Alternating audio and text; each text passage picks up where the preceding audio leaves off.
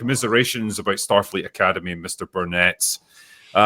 Yes, I've heard things, because I could only stomach the first 2 episodes, and I was just beat by this show. It beat me. It's defeated me. But you've soldiered on through it, and I think, Erin, you might have seen it as well. Yeah, I watched through episode 4, but you know what? I'm such a weirdo. I loved watching episode 4 because I suddenly realized all these things that weren't making sense. Like, why did they do this narratively? Suddenly, I figured it out, and I'm like, this fucking made sense, and it was a bad decision.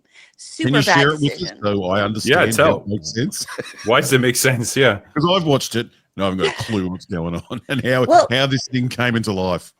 Well, the thing is, like, when I watched the first episode, I just kept feeling like the narrative timeline wasn't making sense. There was so much of it that I'm like, what do you mean they're on the ship? Why aren't they doing orientation day on, in San Francisco? And then suddenly they're in a nebula. Then suddenly they're not. Like, I was just like, this is just really weird. I don't understand the chronology here. And then I saw an episode or a scene with Jet Reno teaching a class before kids were even finished with orientation. And then I'm like, wait a minute, that doesn't really fit, but okay. And then as I watched episode 2 and episode 3, I just started seeing even more of these disorienting moments. And then episode 4, when the captain opens with that little monologue she does about the nebula, and I'm like, oh, mother of God, that's what it is. There was a 5th episode. It wasn't 4 episodes. It was 5. And then what they did was they just sliced and diced the episode with News Braca and started squishing it into the 4 episodes that we saw in order to like spice up that first one. And suddenly so many bad decisions that didn't make sense made sense. And I'm not saying I like the decisions, but I understood now why narratively I was feeling off and why I felt like the timeline was screwed, why things were not making sense. I understood it, like seeing 5 puzzles and having one of the puzzles broken into pieces, and then those little pieces shoved into 4 different puzzles. And you're like, what the fuck? This isn't... What did you just make? It doesn't make any sense. So that's why I really liked watching episode 4, because I got what they did, and it was such a bad video editing or directorial decision that I think it destroyed the show. I mean, I think it's fair to say, like, even if that hadn't been done and they'd kept that intact as that 5th episode, it probably would have been a destroyed show anyway, because like all of the other decisions about the characters, the setting, the world building, just simple common sense, like adherence to any kind of Star Trek lore, none of it exists in this show as far as I could tell. And like, maybe you guys can help me out with this one because you've experienced more of it than I have. Oh, it's I actually, to be honest, the idea of a Starfleet Academy show I think is a good idea. They wanted to do it all the way back since the 80s. And if you think about it, Next Generation touched on Starfleet Academy in great ways. Even in the first season of Star Trek, the Next Generation, there's an episode called Coming of Age, where Wesley is going to take an entrance exam to get into Starfleet Academy. And it's one of those, is this really a test? He thinks something's going on, but it's a test. And it works out really well. And then in the 5th season, there's a famous episode called The First Duty that introduces a character named Nick Locarno, played by Robert Duncan McNeil, that they repurposed, changed his name because they didn't want to pay the writer of The First Duty, and made him a character in Voyager. But it deals with a disaster has happened when these cadets were showboating with this flying maneuver around Jupiter. And Wesley is one of them, and they're covering up their mistakes. Yes. And there's a character named Ensign Cito that's introduced in this episode who comes back later in subsequent seasons of TNG, or a subsequent episode. It's really well done. And, Picard gives a great speech about telling the truth. What is the obligation? And I think I've always loved movies or TV shows about school. Like I grew up watching a show called The Paper Chase that's based on a movie that's set in Loved it. So love that. Then there's the movie Fame, Alan Parker, the great British director, Fame from 1980 that they turned into a series. Friday Night Lights being another example, but movies like Dead Poets Society and Good Will Hunting, or even at military academies like TAPS or The Lords of Discipline or School Ties, the Brendan Fraser movie. I've always loved those academic settings where the professors themselves are both protagonists and antagonists to the students. So, you know, in The Paper Chase, John Houseman plays Professor Kingsfield. And if you look up teaching the Socratic method, you can see this speech he gives to his students about the Socratic method, and everyone's terrified of him because he's such a hard professor. And if you think about it, imagine that character as a Vulcan teaching first contact protocol and debating the ethics on whether or not what you do when you first meet a new civilization, which the Prime Directive is all about, debating those morality and ethical principles and showing cadets dealing with that. You could have done that. But Alex Kurtzman has said in interviews that, no, we want to do X-Men First Class meets Harry Potter. No. And I'm thinking to myself, you have 60 years of lore. You even have a Starfleet Academy novel series that was written in the 90s, 20 different books that you could have gone in and delved into that appreciates Star Trek lore. And they've stolen so many things from novels in Strange New Worlds already. Why not go in and use those books? But instead of that, you decide to throw all of that out the window, and you're going to continue your idea of we're going to just make a show that is the messaging is more important. And I'm like, what is more important about Star Trek than teaching the importance of scholarship and academics? This could be Robert. I love you. Like, I honestly love that you said that, because when I started watching the show, and I apologize for interrupting you. Not at all. Please, Erin. We don't know each other. It's delightful to hear you say that about me. Thank you.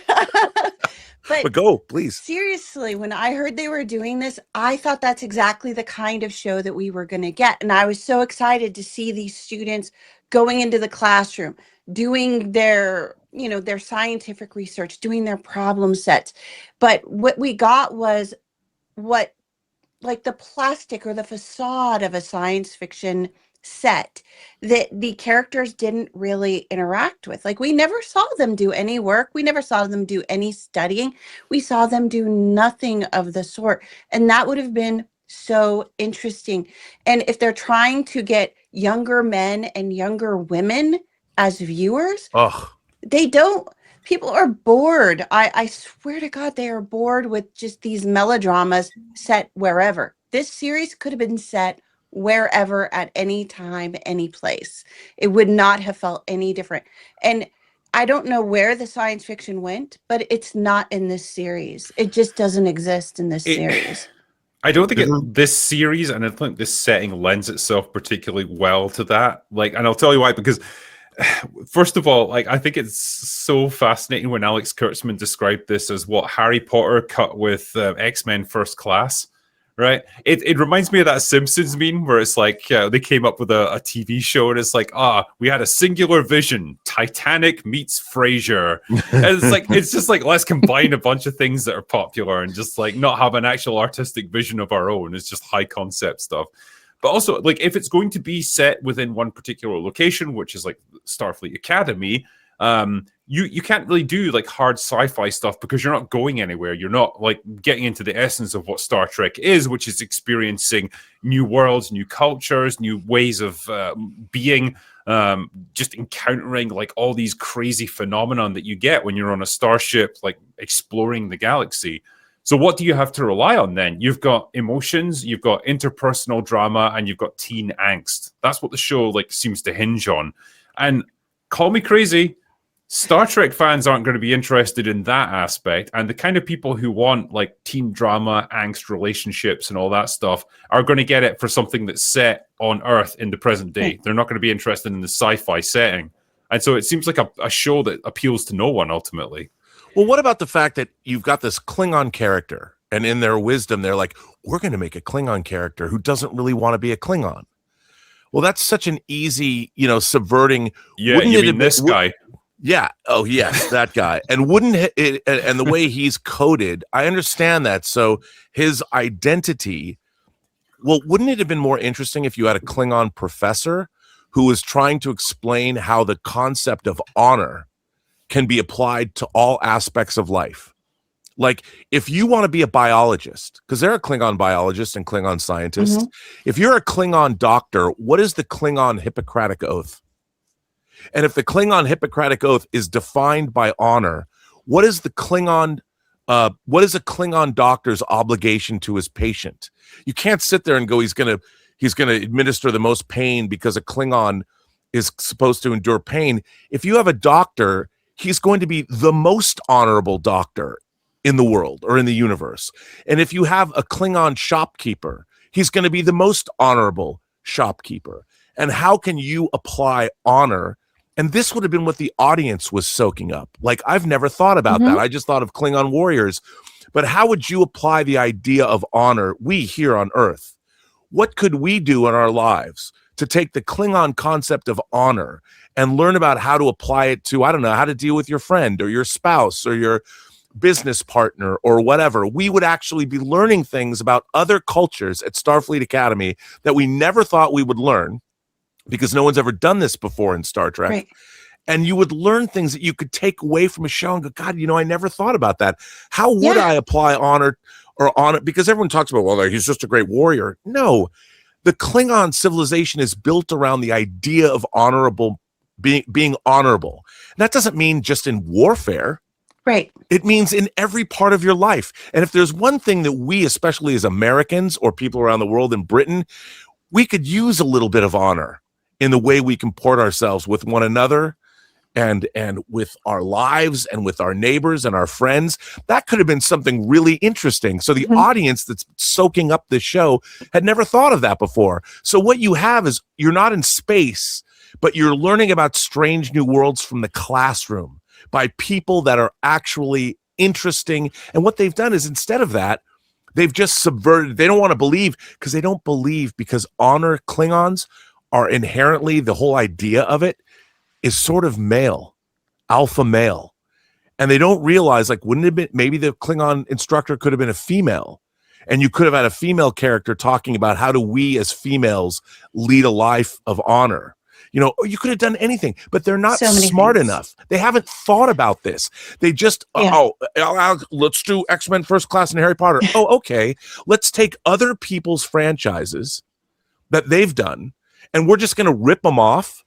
We're not going to take this incredibly rich franchise that we control and think about ways, how can we provide Star Trek fans that have seen all kinds of things for 60 years, how can we give them and use the IP in a way that's never been used before? Oh, I'll tell you, we'll pollute it with all these other IPs that we like better, instead of focusing on the very IP that we control. That's why these people are creatively bankrupt. They're fraudulent creators. And you know what sucks? This episode today was written by a Star Trek novelist named Kristen Beyer, who's actually written some great Star Trek novels.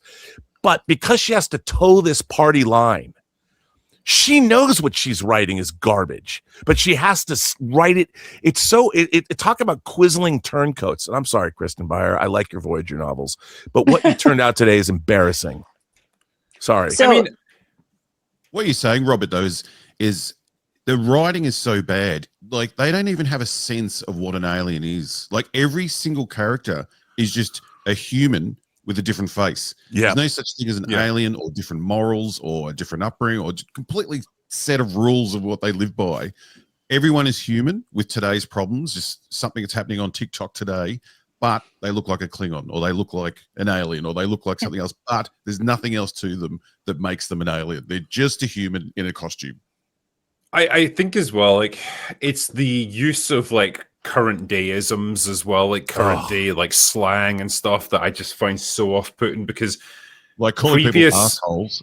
Yeah, or just like, I'm a Rigelian bitch, like, and that's just saying in episode 1. It's like, you don't say Romulan, that. Like, Romulan flipping, giving the double bird. It's 1,000 years in the future. Why wouldn't, if we have this gesture, Why wouldn't they have their own? Yeah, what would be the Romulan equivalent of that?